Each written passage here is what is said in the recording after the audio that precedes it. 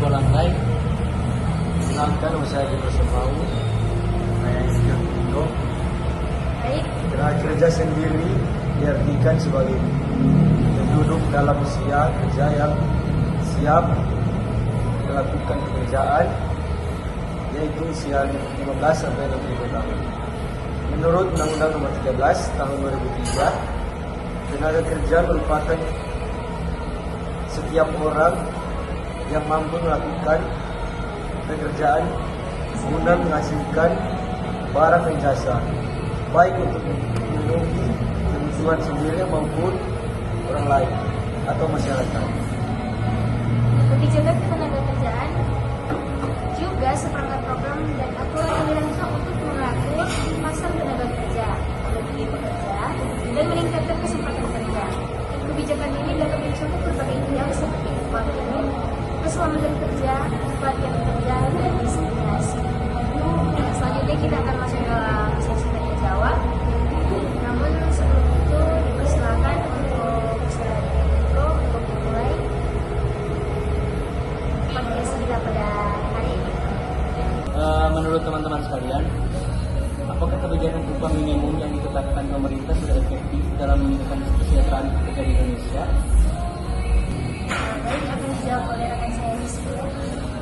Baik, kebijakan upah minimum dapat menjaga daya beli pekerja, menjaga eksploitasi perendah, terutama bagi pekerja dengan keterampilan dasar, namun efektivitasnya masih terbatas karena meningkat upah tidak selalu sejalan dengan kenaikan gaya hidup dan inflasi di setiap daerah. Apakah dari saudara Juli pada samaan?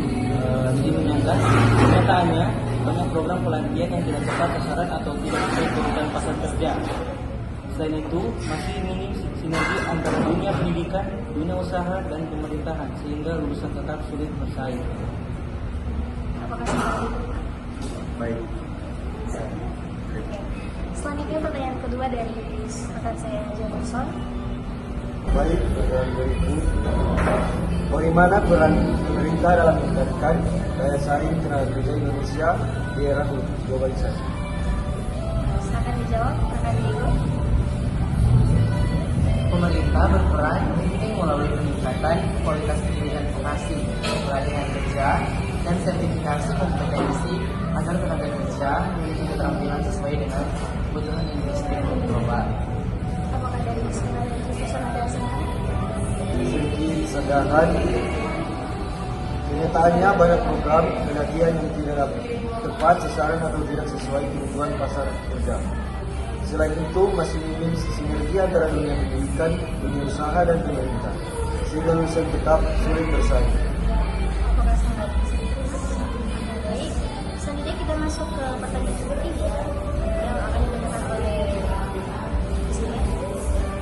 Pertanyaannya, apakah kebijakan perlindungan tenaga kerja sudah menjamin hak-hak pekerja secara menyeluruh? Baik, Baik, saya akan menjawab pertanyaan Rizkia. Jawabannya secara normatif, undang-undang ketenagakerjaan dan peraturan turunannya sudah cukup lengkap untuk melindungi hak-hak seperti upah, jaminan sosial, dan keselamatan kerja.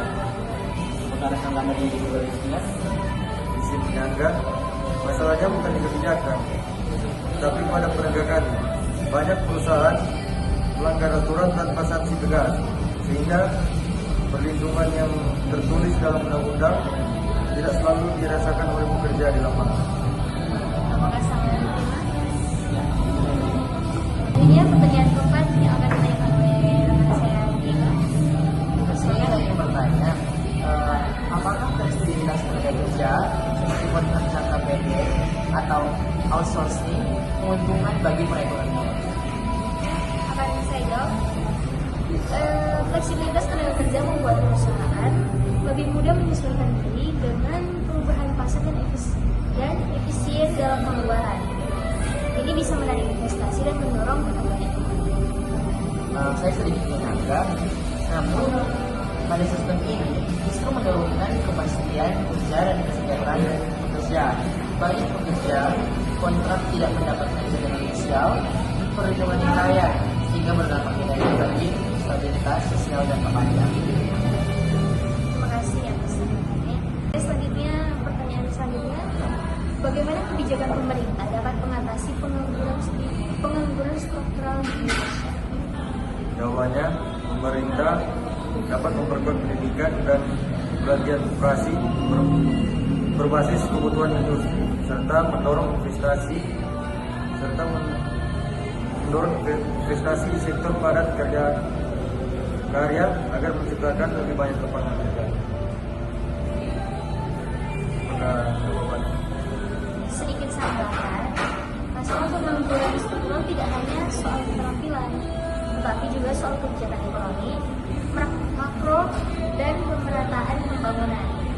Tanpa memperluas lapangan pekerjaan di luar Jawa dan memperbaiki akses terhadap modal pelatihan saja sudah tidak akan cukup. Baik. Baik, itulah pertanyaan-pertanyaan yang kami bahas pada hari ini. Selanjutnya dari pertanyaan tersebut kami menyimpulkan bahwa bagaimana kondisi tenaga kerja dan permasalahan di Indonesia, maka dibutuhkan berbagai strategi dan rekomendasi kebijakan ketenagakerjaan dalam meningkatkan kualitas tenaga kerja agar menjadi lebih baik lagi. Peran pemerintah dalam mengatasi masalah tenaga kerja di Indonesia sangatlah diperlukan untuk menyusun dan memonitor pelaksanaan peraturan ketenaga kerjaan. Pemerintah melalui Departemen Tenaga dan lembaga-lembaga terkait lainnya dalam mengeluarkan undang-undang, keputusan dan regulasi-regulasi lainnya untuk mengatur ketenagakerjaan di Indonesia, dan juga untuk mendirikan berbagai pusat pelatihan kerja dan masyarakat mempunyai keterampilan yang dapat digunakan untuk modal dalam mendapatkan pekerjaan yang layak. Selanjutnya, saran dari kami, dari melihat jumlah penduduk yang kian meningkat dan lapangan pekerjaan yang tidak memadai, maka pemerintah serta pihak-pihak yang menangani masalah kependudukan perlu menangani dengan mengeluarkan kebijakan-kebijakan tentang ketenagakerjaan yang dapat memberikan solusi kepada masyarakat agar tingkat pengangguran tidak semakin